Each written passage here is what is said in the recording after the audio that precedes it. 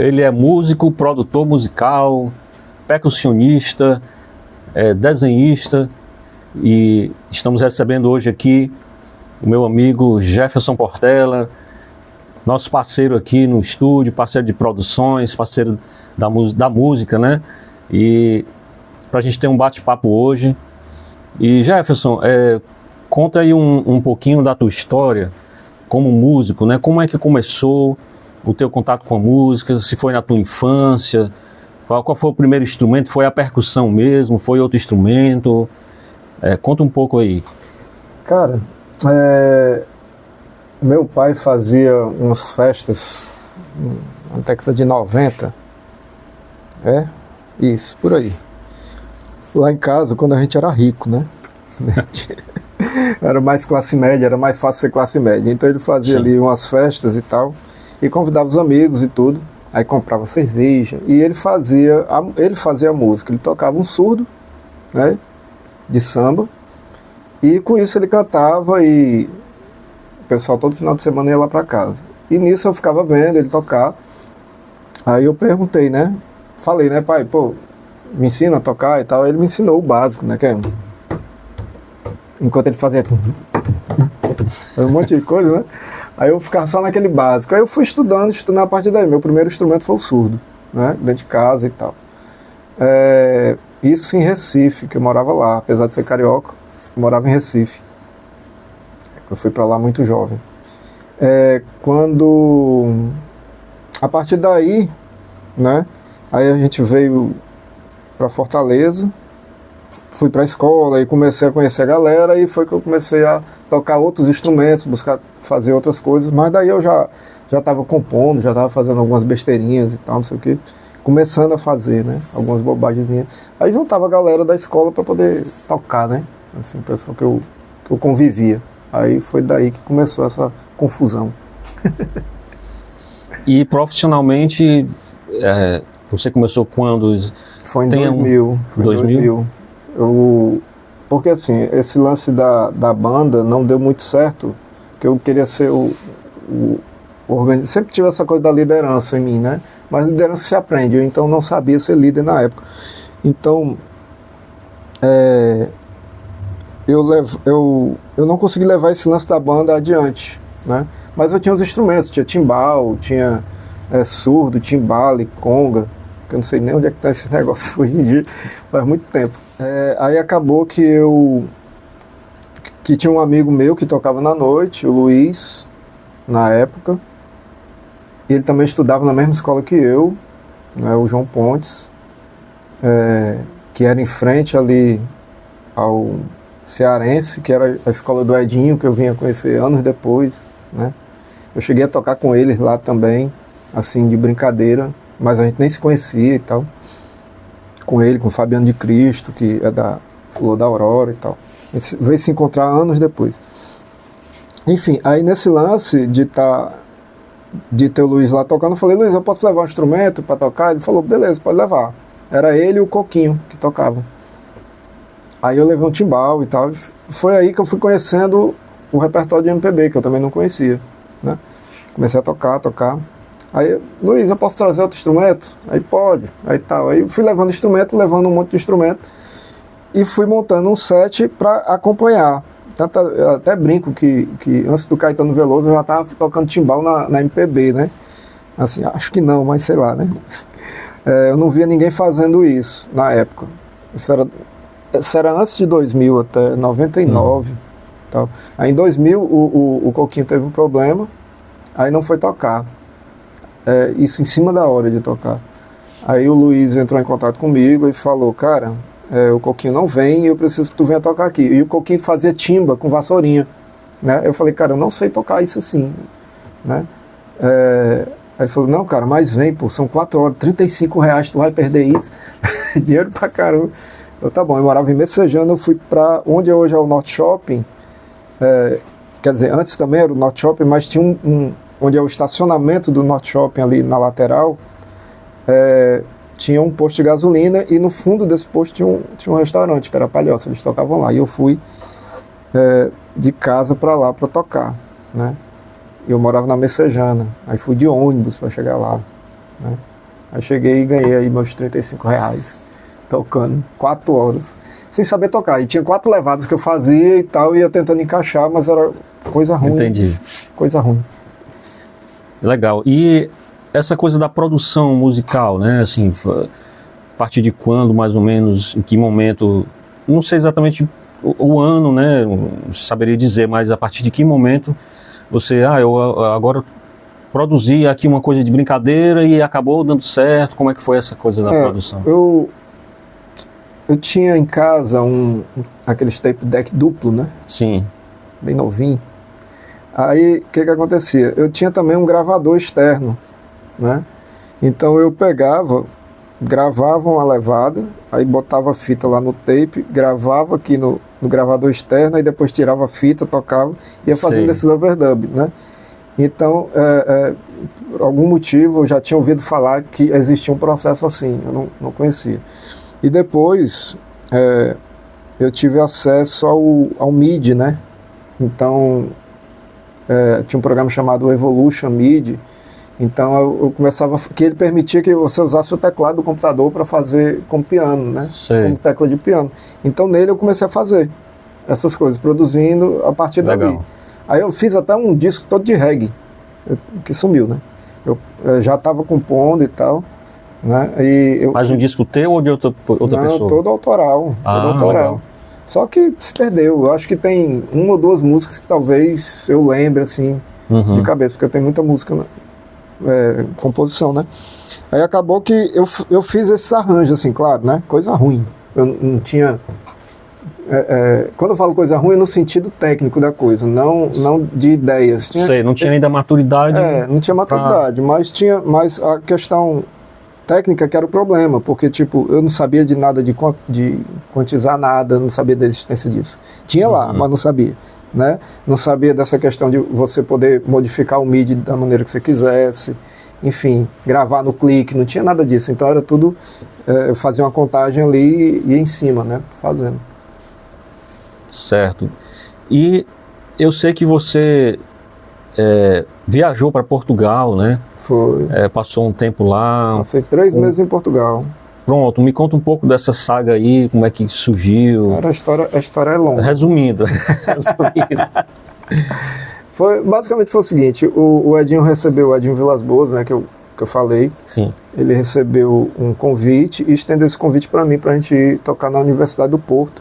Só que, basicamente, ele falou, cara, a gente vai atravessar o oceano todinho e vai chegar lá, e aí? A gente vai e volta, né? Vamos passar um tempo lá? Eu falei, bora, vamos nessa. Aí ele mexeu os pauzinhos dele lá, né, e conseguiu, isso é mérito dele total, ele conseguiu uma forma da gente ir, né?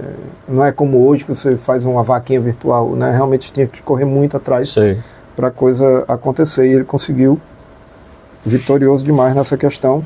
E a gente foi para Portugal para tocar nessa universidade.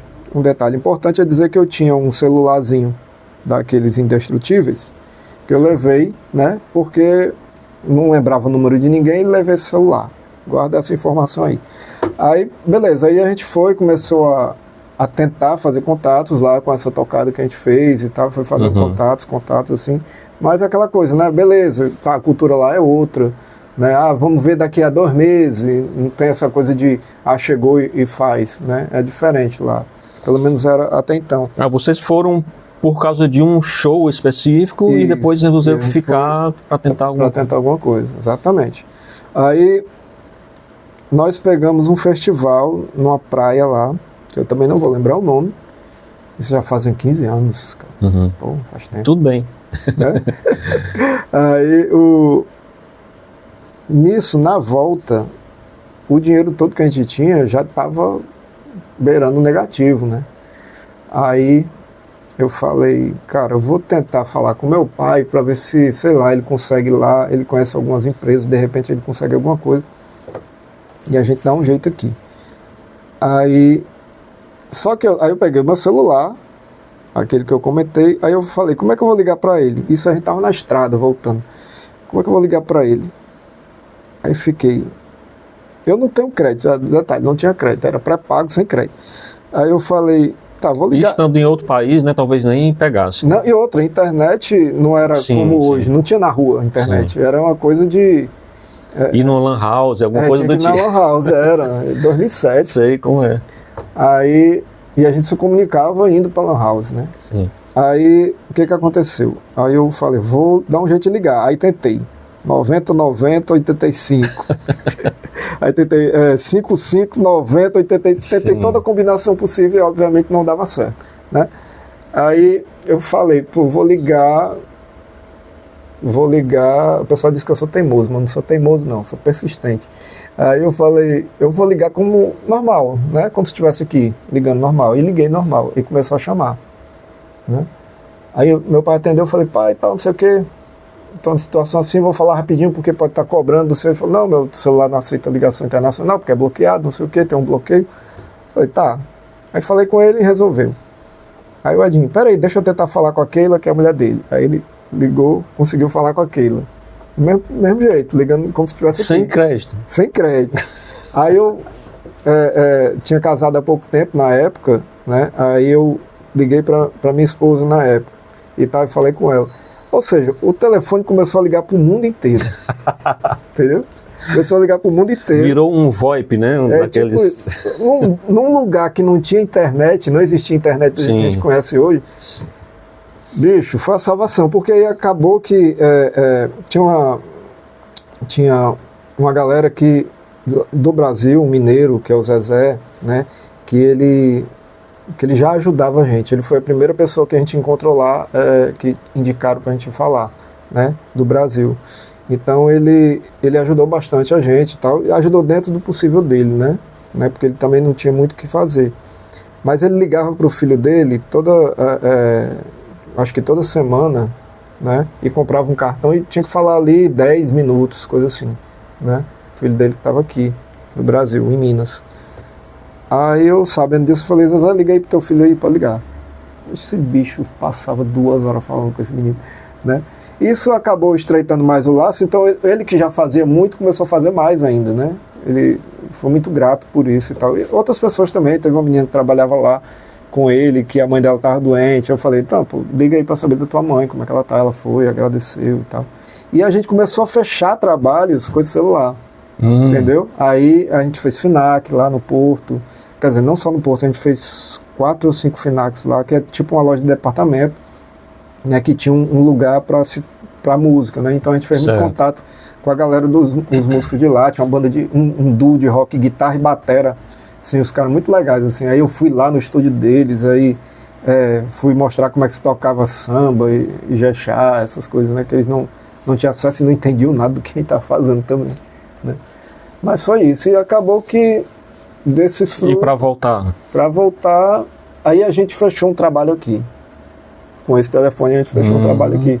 Aí o cara pagou uma parte adiantada e tal, e a passagem de volta já estava comprada, né? Você não vai sem a passagem de volta. Sim. Né? Aí a gente foi, e quando faltava uma semana ainda para voltar, o dinheiro já estava realmente chegando negativo de novo, né? Aí o Edinho novamente conseguiu uma forma da gente voltar mais cedo. Ele conseguiu um voo mais cedo, com uma semana de antecedência a gente conseguiu. Eu cheguei com 50 centavos de euro aqui no Brasil. Foi desse jeito. Mas são essas experiências, às vezes, os perrengues, né, da vida, que a gente aprende muita coisa, né, cria marra para a vida, né, para situações. Foram coisas que, assim, a gente passou uns perrengues legais, mas, tipo, no final das contas, foi mais positivo, infinitamente positivo do que negativo, né? Assim, talvez o grande erro nosso, assim, que artista tem essa coisa de errar por besteira, que a gente passou 3 meses juntos, né? Eu e o Edinho, um olhando para a cara do outro. A gente é muito amigo, mas, pô, 3 meses, um olhando para a cara do outro, né? Acabou que quando a gente chegou aqui, a gente deu uma respirada um do outro, cada um foi pro seu lado, né? Sim. Aí a gente, ao contrário, era pra gente ter afunilado isso um pouco mais e ter... Mas até hoje ainda se fala dessa história, sabe? De ter ido pra lá, e é como o Otto Júnior no Fagner. Todo mundo fala, né? Pô, é o percussionista do Fagner, né? Até hoje todo mundo fala, ele já saiu um tempão. Reverbera, né? Certo. E, Jefferson, eu sei que você trabalha também com os desenhos, né, com as ilustrações. Pois é. Conta um pouco também como é que foi isso, a partir de quando, Cara, sempre você... Desde sempre. Aqui. Tanto é que as provas que eu fazia na escola, assim, tinha prova que eu só assinava o nome e era só desenho do lado, assim. Não tinha nada não, né? Não que eu fosse mau aluno, não é isso que eu estou dizendo, mas tinha coisas que eu não conseguia inserir, né, na minha mente e tal, e eu ficava desenhando. Meu pai percebendo isso também, minha mãe também. Uhum. Lá em Recife ainda, eles me levaram para conhecer um cartunista de lá, que é o Lailson, né, que faleceu durante a pandemia. Uhum. E o Lailson mostrou, deu algumas dicas, mostrou os desenhos dele, como é que ele fazia e tal. Foi a primeira vez que eu vi alguém falar tanto palavrão na minha vida. Eu nunca vi uma pessoa falar tanto palavrão e tal. E eu ficava assim, meu Deus, isso é possível, né? E mostrei meus desenhos, meu pai encadernava tudo, ele tinha trabalhado em gráfica, enfim, e ele encadernou meus desenhos e tal, levou. Uhum. Isso em Recife ainda, mas lá eu não cheguei a trabalhar profissionalmente. Aqui, Uhum. 91, mais ou menos, eu participei de um salão de humor, que é um concurso de desenho cômico voltado, Sim. enfim, para caricatura, para charge política, para o cartoon. Legal. Aí isso em Canindé, né? E quem estava organizando isso na época era o Clevison e o Arievaldo, né? Os irmãos. Mas você já morava aqui, né? Já morava aqui. Aí eu cheguei, mandei algumas coisas e algumas coisas foram concorrer, né? E teve uma caricatura do Ulisses Guimarães que eu tinha feito. E lá eu fui para Canindé para conhecer lá, fui com uma amiga minha na época, de confiança do meu pai, porque eu tinha 16 para 17 anos.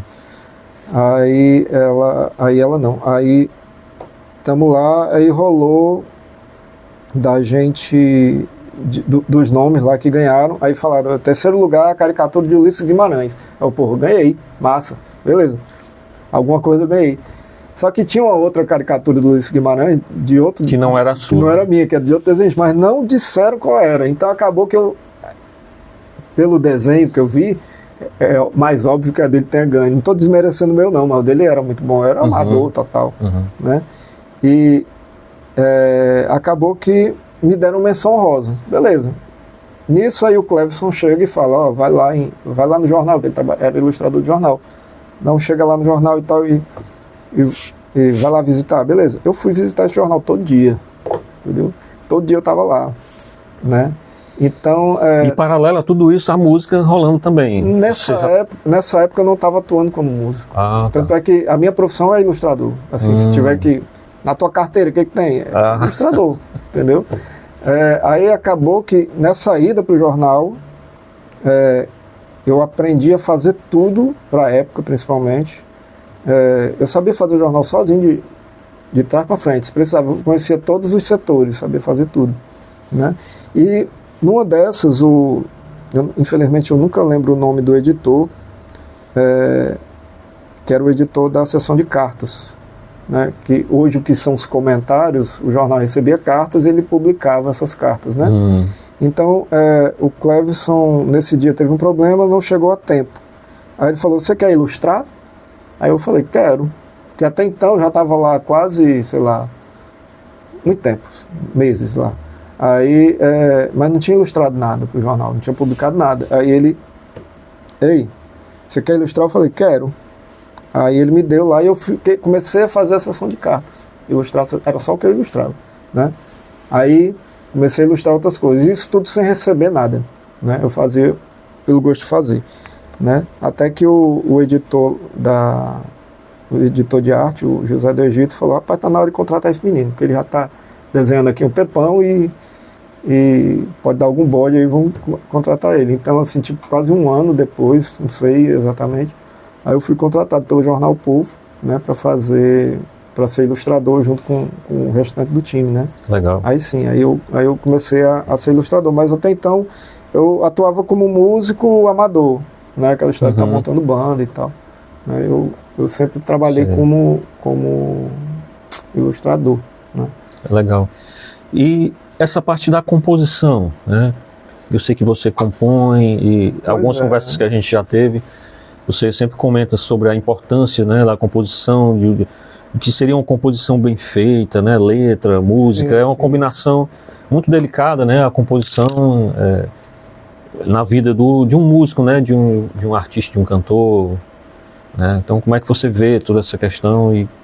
Pois é, nesse meio tempo do jornal para eu começar a tocar profissionalmente, na escola tinha um amigo meu, que era o Bergson, que ele escrevia poesias, assim, não vou lembrar de nada, mas enfim, ele escrevia poesias, eu li e falava, pô, um dia eu vou escrever algo assim, né? Aí eu escrevia as coisas, mostrava para ele, ele era o meu melhor amigo na época, ele começava a rir, tá bom, um dia eu vou fazer um negócio que esse bicho vai gostar. Aí ele chegou e apareceu com uma poesia lá, aí eu li, eu falei, pô, que legal. Aí ele, mas não é uma poesia não, é uma música. Eu falei, é uma música? Como é? Aí ele cantou. Eu falei, massa, gostei. Aí eu comecei a pensar, vou fazer música também, né? Sou invejoso. Aí comecei a fazer algumas coisas e tal, e a gente começou a compor em dupla, né? Às vezes, a gente não tocava nenhum instrumento, então era coisa de sair cantando melodias e escrevendo e cantando o que a gente estava escrevendo, né? Então, sei lá, minhas primeiras composições tem algumas poucas sozinho, mas tem muitas com ele, né? Assim, não estou dizendo que eram coisas maravilhosas, mas eram legais, assim, principalmente para a época e para a cabeça que a gente tinha, né? Eu namorei uma musicista também, né? Uma época, e ela tinha um violão, nunca tinha pegado assim um violão de verdade. Meu irmão é músico, ele mora no Rio, o Edinho também, Edson Portela, e ele mora no Rio, vez por outra vinha visitar a gente, aí ele compunha alguma coisa, aí ele às vezes trazia uma melodia, eu escrevia alguma coisa, né, a gente fazia alguma coisa assim. Acabou que nessa coisa de compor, da menina que eu namorei que tocava violão, aí eu comecei a pegar um velho rezinho aqui, um dó, um lá, e comecei, o básico, né? O básico, bem básico mesmo, para compor com harmonia. Por um lado, enriqueceu bastante a minha cabeça, abriu minha cabeça para muita coisa e prendeu um pouco na harmonia, né? Hoje em dia é mais fácil, mas na época eu ficava preso ali porque eu não sabia para onde ir. Às vezes tinha uma melodia na cabeça, mas a harmonia não seguia, não adiantava. E eu focava mais na letra, né? Buscava fazer uma letra legal e tal. E eu me lembro que a letra que eu fiz que eu achei na época a mais interessante. Eu peguei aquele disco Luz do Djavan no encarte, aí eu fechava o olho e acertava uma linha de alguma música dele lá. Aí eu li aquilo ali, aí a partir dali escrevendo uma coisa, aí fechava o olho, fazia a mesma coisa, e a partir desses motes ia gerando outras coisas, saiu outra coisa, né? Mas enfim, aí na composição, aí depois de muitos anos fazendo composição, e que é o motivo da minha vinda até para cá, né? Porque eu vim para gravar um disco aqui, né? Certo. Aqui no estúdio, né?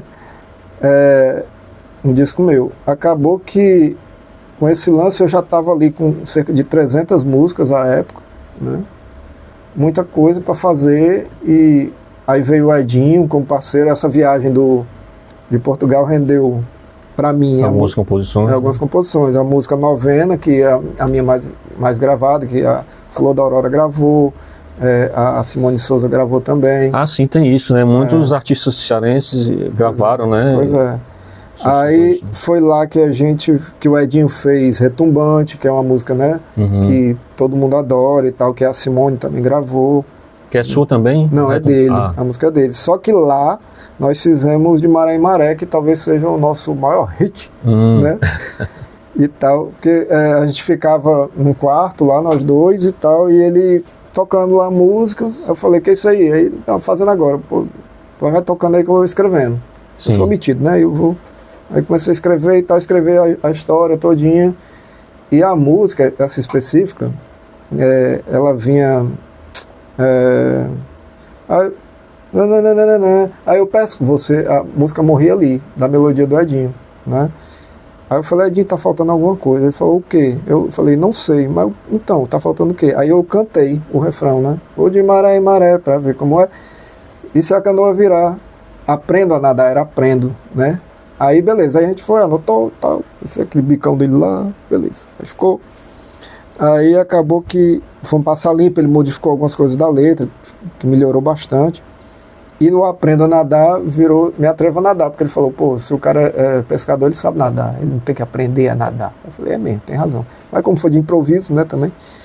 E eu faço muita música de improviso. Se pegar um violão, tocar uma harmonia, eu saio cantando uma melodia em cima e tal. O pessoal até fala, quer dizer, todo mundo tem um método para compor, que prefere e tal. Alguns botam muita dificuldade, assim, para compor. Né? Eu, particularmente, eu tento não pensar nas dificuldades, porque realmente é uma coisa difícil. Mas você é músico, eu sou músico, a gente está pensando em música aqui o tempo todo, então é mais um lance de você captar aquela coisa do momento mesmo. Então o cara começa a tocar qualquer coisa, você vai jogando. Se tiver uma letra escrita, ótimo, facilita, né? Basicamente eu penso como se fosse um improviso que você repete tanto que acaba ficando, né? É uma forma bem tosca de explicar, mas funciona. Às vezes tem música minha que eu tento fazer altamente rebuscada no sentido de caminhos melódicos X, Y, Z, e acaba que eu fico tão preso ali que nem terminar eu consigo terminar. Sim. Né? Que acaba ficando chato. Porque às vezes você fica uma coisa muito mecânica, né? A preocupação em fazer uma coisa de um determinado jeito e você acaba esquecendo de outras coisas mais importantes. Né? E acaba que, sem querer, né, essas coisas que a gente tanto busca com consciência, claro, eu estou falando do meu caso, né? Eu estou falando do meu caso, acaba que com o tempo elas vêm de maneira inconsciente, entendeu? Sim. Eu gosto muito do erro, às vezes estou compondo com alguém, assim. Vem automaticamente, né? Naturalmente. Né? Às vezes eu falo assim pro cara, o cara fica travado, o parceiro, a parceira, eu falo, fala qualquer coisa, não se preocupa, só fala qualquer coisa, joga. E muitas dessas coisas acabam ficando, né? Com o Edinho a gente tinha também, ele e a Shirley Diógenes, um projeto chamado Faixa 3, que antecede os tribalistas, viu? Então, que é o mesmo princípio, a gente se juntava para compor novas canções. Eles iam uma vez por semana na minha casa e a gente ficava compondo. Algumas músicas estão no disco do Edinho, né, que ele chegou a gravar depois, que tem De Maré em Maré, Retumbante e tal. Brado é uma dessas canções, foram feitas... Não, essa foi feita em Portugal. Mas tem outra que eu não vou lembrar o nome agora também, que foi feita lá em casa. Por exemplo, meu nome está acreditado nessa música, né? Mas eu não dei uma linha, não tem uma linha minha lá. Mas por quê? Porque todas as ideias que eu dei, nenhuma serviu. E isso também é compor, quando você está num conjunto, né? Você olhar, pô, legal, isso aí a gente não quer, né? Saber o que não quer, né? Saber o que não quer, esse caminho a gente não quer. Aí quando eles terminaram, tá, depois das minhas sugestões que não entraram nenhuma, eu falei, pô, quem vai dar o nome da música sou eu. Eu dei o nome, não me lembro. Né? Aí acabou que é uma música massa pra caramba também. E assim, eu participei da feitura isso também faz parte do compor, né? Da presença também. Aí eu tenho música com o Dudu Santos, aí ele me manda as melodias, eu escrevo em cima das melodias. Tem música com o Júnior Meirelles, às vezes eu mando letra para ele e ele musica lá. Agora, além do Edinho, o maior parceiro que eu tenho mesmo é o Caio Chagas, né, que teve aqui recentemente, ele mora na Itália. Né, então ele, que foi também, com esse lance de produção, foi a primeira produção que eu fiz valendo na minha vida. O jeito que eu produzo hoje foi o laboratório que a gente fez junto. Né? Legal. Da forma que eu gravo hoje, da forma que eu penso a produção, foi feito no primeiro disco dele, assim, claro, né, ali ainda estava no primórdio. Hoje eu já tenho mais uma noção melhor do que eu quero, mas então ele começou a tocar na noite, eu comecei a acompanhá-lo enquanto ele estava tocando na noite, tá? O guitarrista é bom pra caramba, tem um timbre de voz muito legal, e acabou que eu ia para casa dele para compor também. Aí tinha uma letra quilométrica, ele gravou num disco chamado Comprei um Sofá, né, que foi gravado na Itália com um quinteto lá. Ele eu tinha feito essa letra há muito tempo, muito tempo. Eu levei um calhamaço assim de letras, né? Uhum. Aí eu falei, cara, tem essa letra aqui. Olha o tamanho dessa letra. Aí ela falando sobre o Nordeste, Lampião e tal, não sei o quê. Aí falei, cara, eu vou só ali, ver aí se sai alguma coisa. Aí me afastei. Quando eu volto, ele tá fazendo um samba enredo da música. Tá? Aí eu, bicho, eu nunca olhei para essa letra como um samba enredo, mas ela tem o tamanho para ser um samba enredo, que ela conta uma história gigantesca e tal, e virou um samba enredo, né? Que tá nesse disco que eu comprei o sofá do Caio Chagas. Comprei o sofá é uma música que quando ele chegou lá em casa, ele disse assim, cara, parei de fumar. Aí eu falei, pô, massa, isso aí dá música. Eu comprei um sofá. Na verdade, minha irmã tinha me dado um sofá. Aí, porque lá em casa não tinha sofá e tal, não tinha ninguém se sentar e tal. Aí a gente pegou esse mote e tal e começou a fazer um outro samba, né, sobre o lance de mudar de vida, de tomar atitudes para mudar de vida, né. Então, com o Caio eu devo ter uns 40 músicas, talvez. Tem música que eu nem me lembro. Um dia desse eu estava ouvindo e falei, pô, isso é massa, isso é meu, é dele e eu não lembrava. E samba é um estilo que qualquer situação vira samba. Rola isso também, o samba facilita, né? Eu tenho poucos sambas até, não tenho muitos não. Eu tenho muito reggae, tenho muito pop, muita balada, assim. Mas assim, também eu penso que quem vai dar o finalmente pra coisa é quando for botar uma vestimenta na música, o arranjo, né? Você pode fazer um samba, mas ele pode virar outra coisa, né? Sim. Então, né? Eu costumo dizer que o arranjo também é uma outra forma de compor, né? Sim, total. É uma segunda composição, é uma composição em cima de uma composição. Exatamente. E chega muito, a gente faz, né? Algumas, eu mando muito arranjo para ti, né? Que tem esse movimento da música autoral, tem uma galera que não tem muito acesso e tal, e acaba chegando em mim, né, e eu busco uma forma de facilitar, não falo nem financeiramente, mas eu trabalho com o Joel, né, que tu conhece, o Joel Chagas e tal, então a gente se resolve, né, eu resolvo a parte de teclados e ritmo, dentro do arranjo, e ele resolve a parte de guitarras, cordas, baixos e tal, né, então acaba que com duas pessoas eu não sou você, né? Você que resolve tudo só, né? Mas acaba que a gente consegue resolver bem as coisas de maneira rápida, né? Eu tenho essa coisa de fazer as coisas muito rápido, né? O Joel aprendeu comigo a gravar muito rápido. Ele aprendeu a captar, às vezes eu estou aqui só...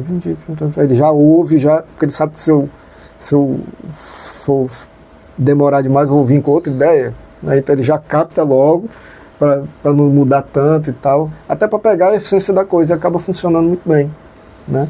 Aí esses arranjos que eu tenho feito, né, também acabam vindo para a tua mão, e eu também tento buscar um caminho que não é muito usual, né? Na minha cabeça, claro, né? Pode ser que para os outros seja, né? Isso acaba abrindo porta. Essa semana agora, de novo, eu gravei com o Caio Castelo um arranjo para o Thiago Araripe, né? Fiz a produção do disco da Regina Kinjo também. Sim. Né? Da Regina, do Caio Fernandes. E aí a gente pode falar os nomes, né? Que lembrar aí. Os meninos agora, né? O João Pirambu. João Pirambu, João Soares, né? Da Micaela Gomes, né? Sim. São discos que ainda vão sair, mas já estão todos prontos, né? Já tá tudo organizado para sair. Né? Legal.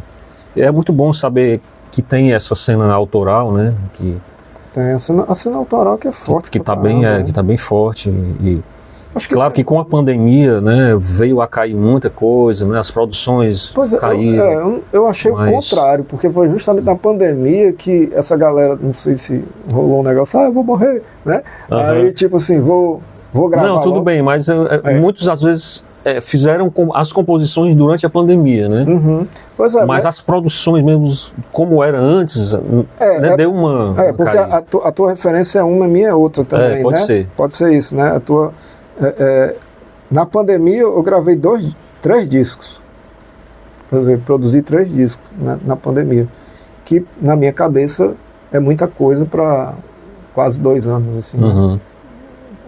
3 discos, cada um com 12, 10 faixas, 11, 15, então tipo, eu acho que é muita coisa, né? Foi quando, um pouquinho antes, a Regina entrou com o EP dela também, né? Fora também a produção que eu fiz junto com o Caio, enquanto ele estava morando, quer dizer, ele mora lá na Itália, mas ele produzindo lá e eu gravando aqui, mandando para ele, né? Então, e hoje com a internet, né, facilitou muito a nossa vida, né, de trabalhar com produção, porque a gente produz e manda pela internet, ou a pessoa manda a guia, a gente faz, manda o playback, ela grava a voz, manda, a gente mixa e manda, e masteriza. Isso tudo no estúdio Som do Mar, viu? Realmente, o pessoal também, eu estava falando com o Castelo, com o Caio, e ele tá naquela de, poxa, o legal, que bom que durante a pandemia salvou a gente, essa coisa de produzir à distância. Sim. Mas o legal é tá a galera fazendo junto, né, também, que hoje é mais possível. Tem o seu valor, né, também. A depender da técnica, às vezes depende do disco, como você quer gravar, né? Depende da forma que você quer gravar, que às vezes o pessoal não entende isso. Por exemplo, estava numa discussão um dia desses sobre orgânico, som orgânico. Sim. Cara, não é o fato de estar todo mundo tocando separado que não vai tornar a coisa orgânica. Claro, todo mundo tocando junto deixa a coisa talvez mais crua, aí sim soe orgânico, mas o grande lance é um músico com o outro no sentido de entrosamento. Se você tem entrosamento com fulano, por exemplo, eu e o Edinho, sim, né? A gente passa um tempão sem tocar, mas o entrosamento existe, sabe? Eu toco com a Micaela também, o entrosamento existe, sabe? Eu fui tocar com quem, meu Deus, esses dias? Não lembro já. Eu sei que eu fui tocar e tudo se encaixando. Sim. Com Darcio Queiroz, que é outro que quando eu comecei a tocar, né, na noite e tal, eu comecei a tocar com ele, antes de tocar com o Edinho. Pô, tudo certo, sabe? A virada no lugar certo, o final no lugar certo, assim, existe um entrosamento, né? E isso torna a coisa mais natural mesmo, né? Mas se não tiver isso, gravar cada um no seu lugar não vai tirar o orgânico da história, né? O pessoal às vezes tem medo, o clique, né? Eu falo, mas bicho... O clique engessa, né, e tal, essa coisa... O clique, é o que eu vivo dizendo, o clique é um cara que toca muito bem, entendeu? Ele toca muito bem, você toca com ele, pô, só tocar com ele, não tem problema, né? Tem muita coisa para falar, se a gente for puxar muito conversa. Bom, o nosso tempo terminou, né, e agradecer a tua presença aqui, por aceitar o convite, né, desse nosso podcast, videocast, seja lá como queira chamar, Talkback. Para quem não sabe, Talkback é um botão na mesa de som que a gente aperta, ou um microfone que fica disponível aqui, para a gente falar com quem está do outro lado do aquário, para dar instruções, né? Então, é uma expressão que eu usei, né, para a gente fazer esse bate-papo, né, como se tivesse dentro de um estúdio, né, e realmente estamos num estúdio, trocando uma ideia, não para dizer que está desafinado ou afinado, mas para trocar experiências, né, histórias de vida, que é muito legal a gente ouvir essas histórias. E é isso aí. Beleza? Então, valeu. Até o próximo vídeo.